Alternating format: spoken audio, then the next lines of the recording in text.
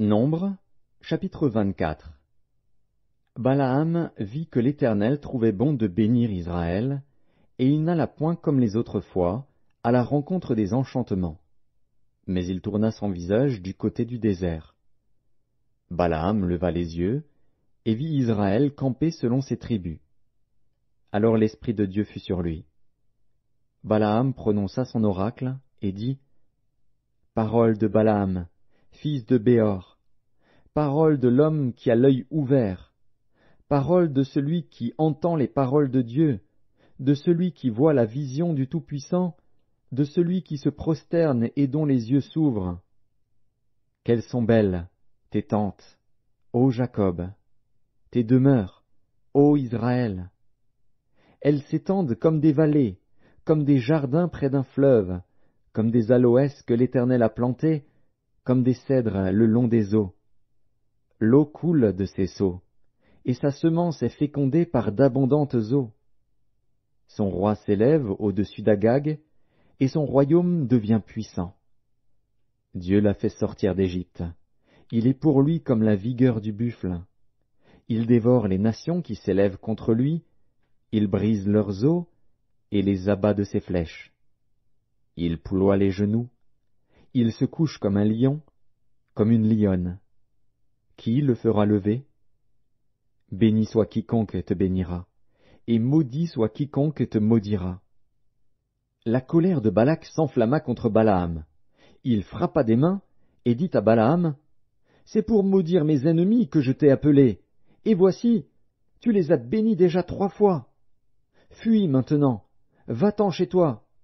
J'avais dit que je te rendrais des honneurs, mais l'Éternel t'empêche de les recevoir. » Balaam répondit à Balak, « Eh, n'ai-je pas dit au messager que tu m'as envoyé? Quand Balak me donnerait sa maison pleine d'argent et d'or, je ne pourrais faire de moi-même ni bien ni mal contre l'ordre de l'Éternel. Je répéterai ce que dira l'Éternel. Et maintenant voici, je m'en vais vers mon peuple. Viens, je t'annoncerai ce que ce peuple fera à ton peuple dans la suite des temps. » Balaam prononça son oracle et dit, « Parole de Balaam, fils de Béor, parole de l'homme qui a l'œil ouvert, parole de celui qui entend les paroles de Dieu, de celui qui connaît les desseins du Très-Haut, de celui qui voit la vision du Tout-Puissant, de celui qui se prosterne et dont les yeux s'ouvrent. Je le vois, mais non maintenant. Je le contemple, mais non de près. Un astre sort de Jacob, un sceptre s'élève d'Israël. Il perce les flancs de Moab, et il abat tous les enfants de Seth. Il se rend maître d'Édom, il se rend maître de Séhir, ses ennemis. Israël manifeste sa force. Celui qui sort de Jacob règne en souverain, il fait périr ceux qui s'échappent des villes. Balaam vit Amalek. Il prononça son oracle, et dit, « Amalek est la première des nations, mais un jour il sera détruit. » Balaam vit les Kéniens. Il prononça son oracle, et dit, « Ta demeure est solide, et ton nid posé sur le roc.